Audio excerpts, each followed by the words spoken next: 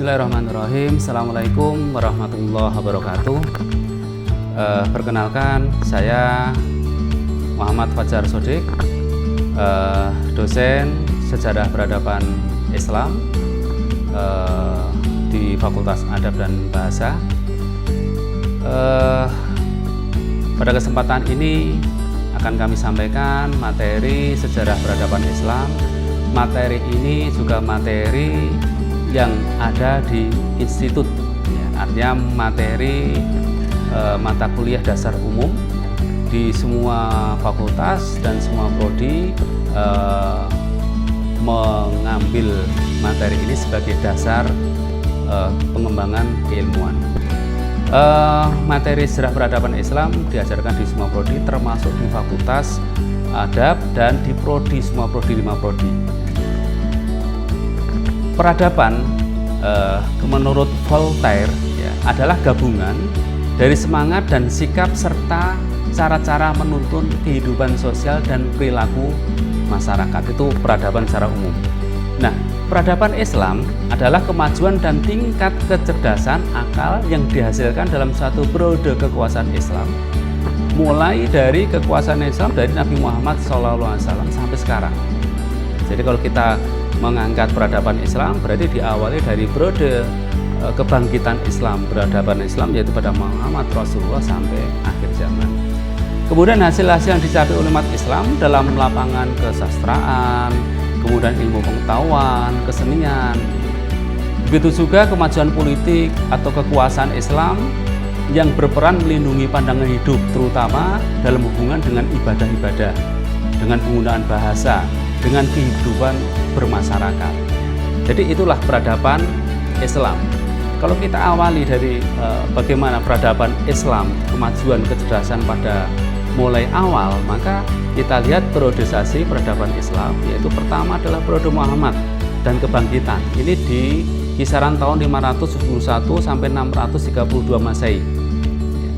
Kemudian dilanjutkan peradaban Islam, masa berikutnya adalah kekhalifahan Rasyidah.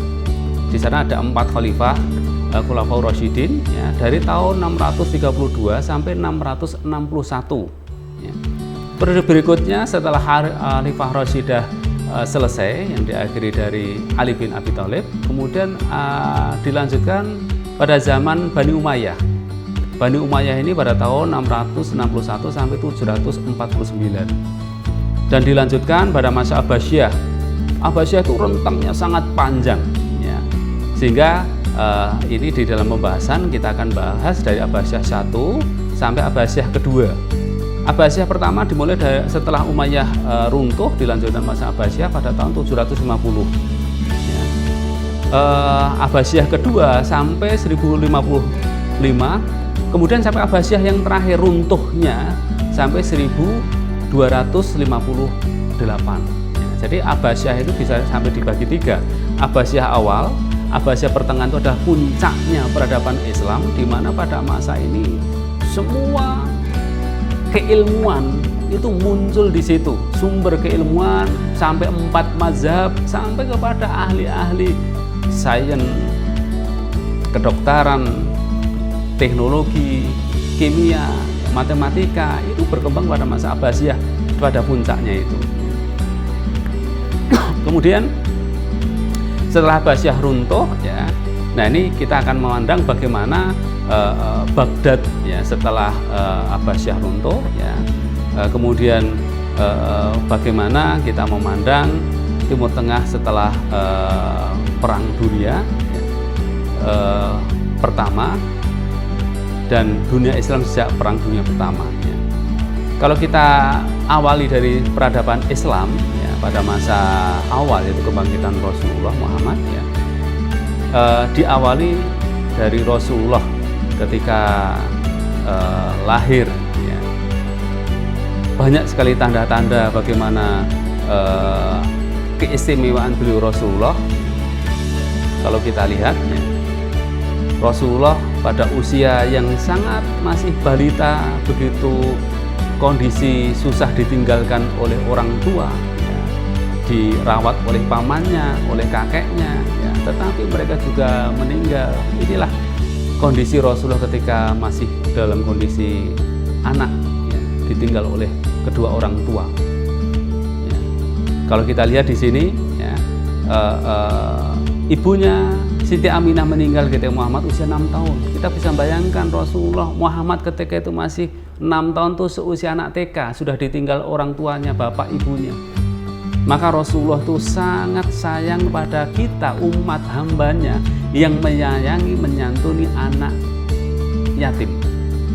Sampai Rasulullah mengatakan besok di akhirat seperti ini, saking dekatnya. Ya, artinya apa?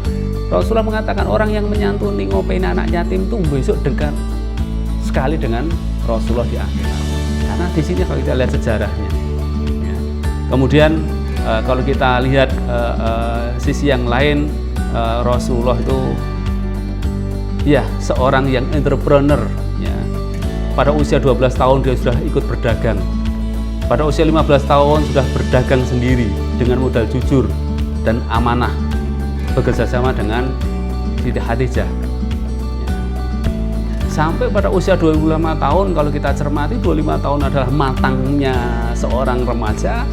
Kemudian nikah dengan Khadijah, sang juragan konglomerat yang kaya raya, usia 40 tahun, tapi itulah skenario Allah.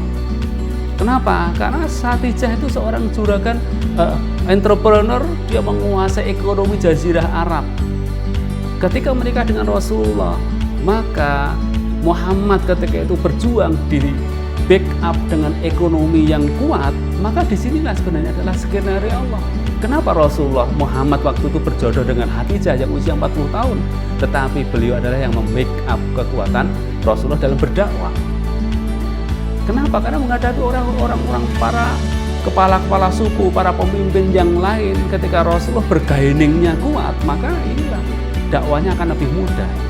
Kalau kita lihat pada sekarang, sebenarnya kalau kita untuk mendakwahkan Islam yang lebih luas itu kalau kita menguasai ekonomi.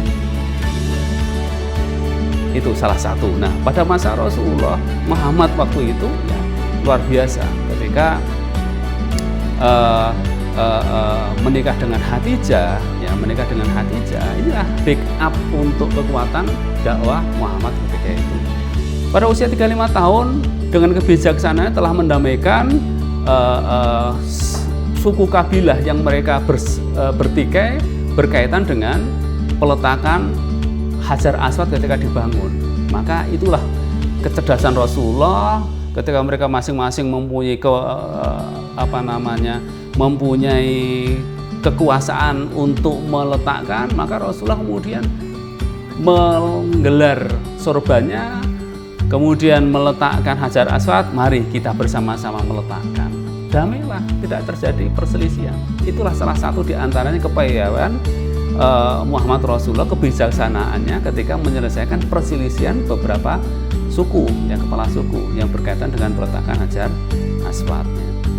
Kemudian kalau kita lanjutkan kaitan dengan bagaimana dakwah Rasulullah yang dihadapan oleh kaum musyrikin, ya, waktu itu luar biasa.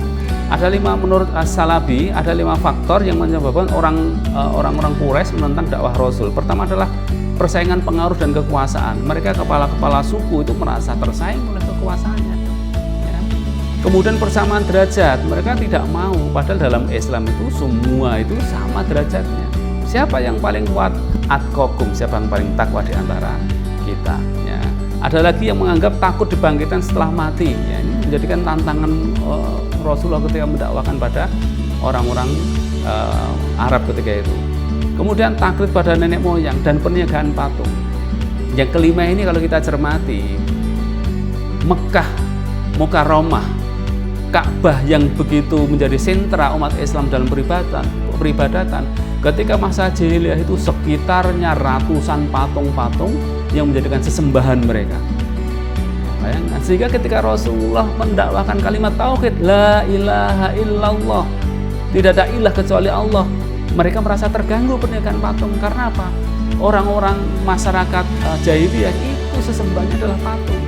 Ketika patung dilarang, maka perniagaan patung akan terganggu. Itu salah satu di antara penentangan dakwah Rasulullah. Dan bukan hanya itu saja, kaum musyrikin yang menentang dakwah Rasulullah luar biasa.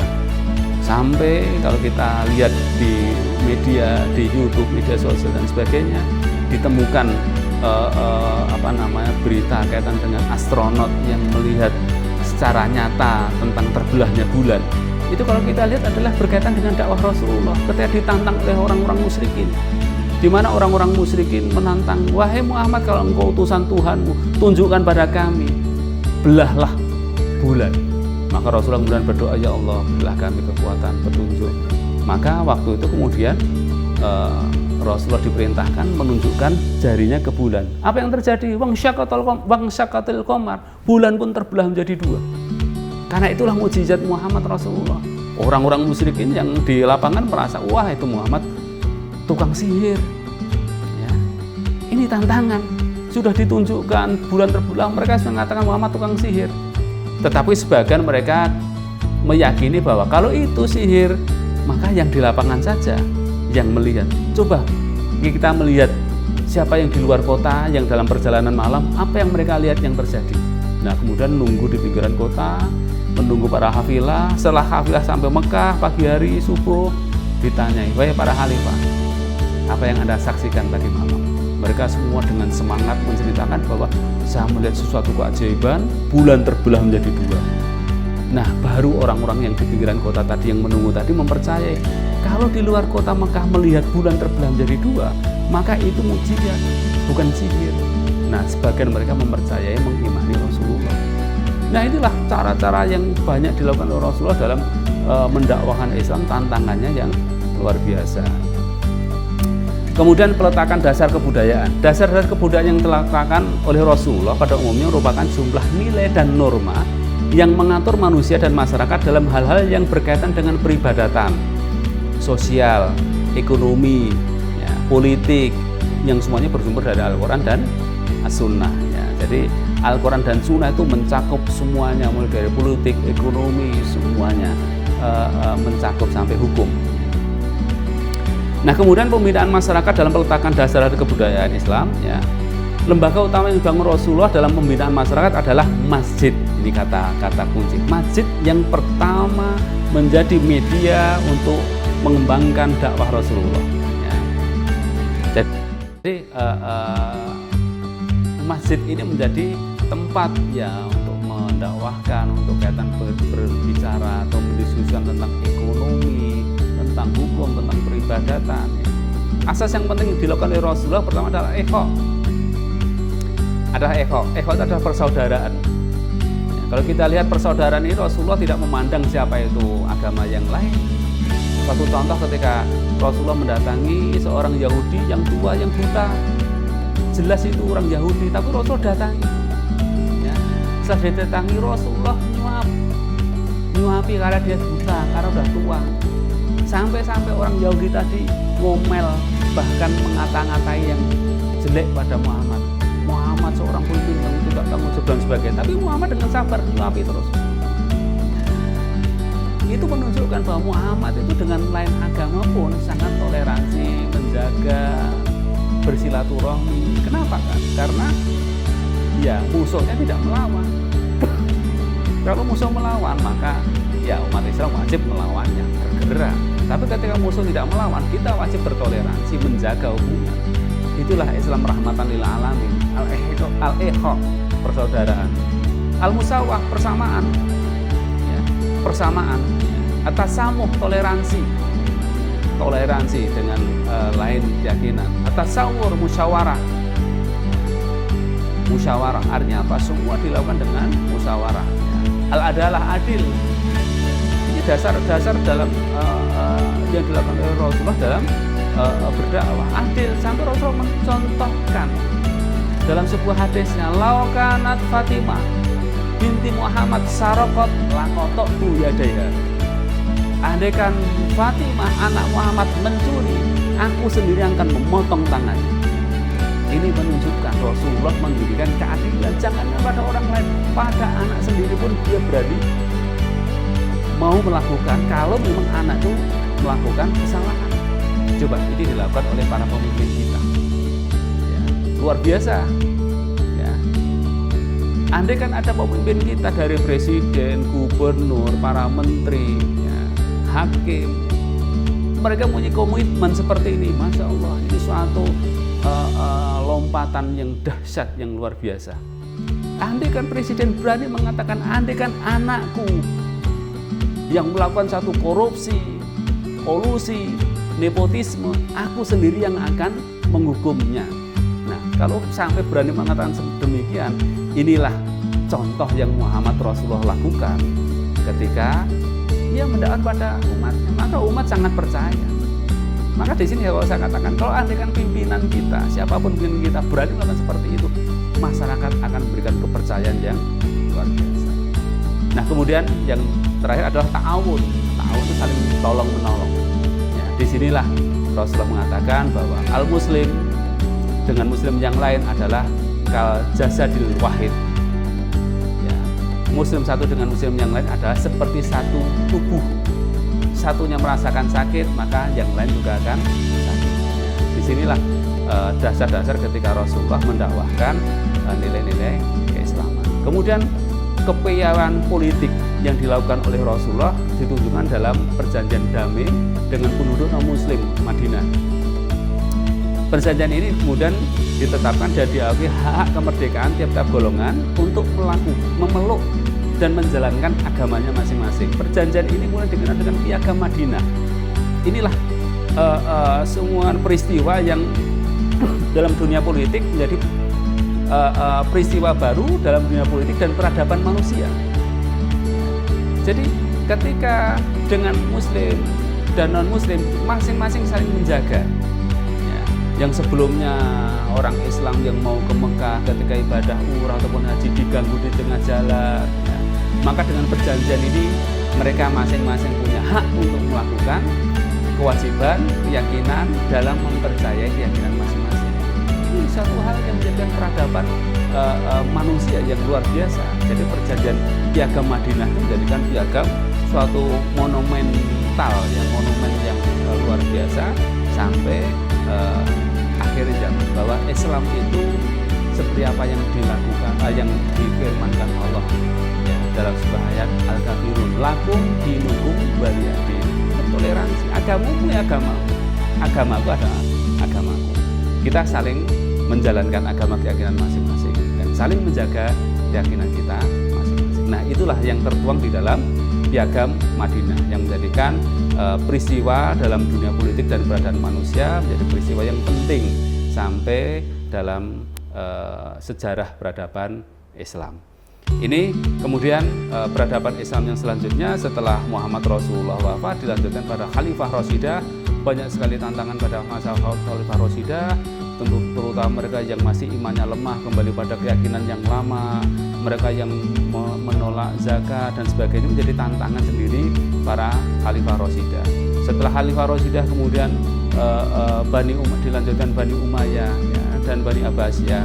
Perlu diketahui bahwa puncaknya peradaban Islam itu adalah pada masa Bani Abbasiyah yang menelurkan hasil karya-karya yang luar biasa, termasuk 4 mazhab Maliki, Hanafi, Hambali, Syafi'i, itu pada masa Bani Abbasiyah. Kemudian setelah Abbasiyah runtuh, nah inilah Islam mulai, peradaban mulai redup, ya. Nah, disinilah kita akan memunculkan lagi bagaimana peradaban Islam, kejayaan Islam yang pernah diraih oleh Islam pada masa Abbasiyah, semoga terwujud di masa depan sebagai kejayaan Islam, yang mana Islam itu adalah rahmatan lil alamin. Demikian untuk kajian sejarah peradaban Islam, di mana kajian ini, materi ini untuk mata kuliah seluruh yang ada di IAIN, seluruh fakultas dan seluruh program studi sebagai mata kuliah dasar. Terima kasih. Akhirul kalam. Assalamualaikum warahmatullahi wabarakatuh.